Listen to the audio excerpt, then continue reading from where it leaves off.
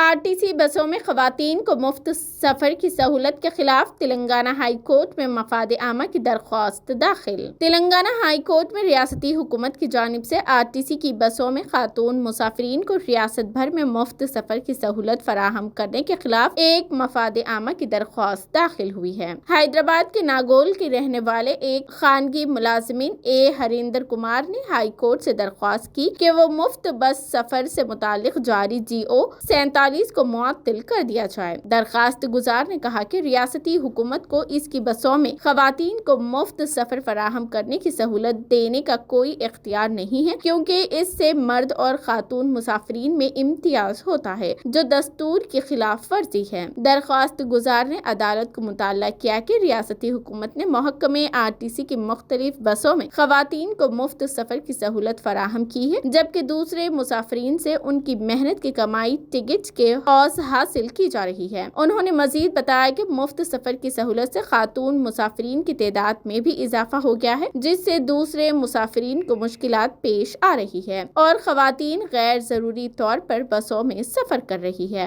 High court میں اس درخواست پر 2 دن کے اندر سماعت ہو سکتی ہے۔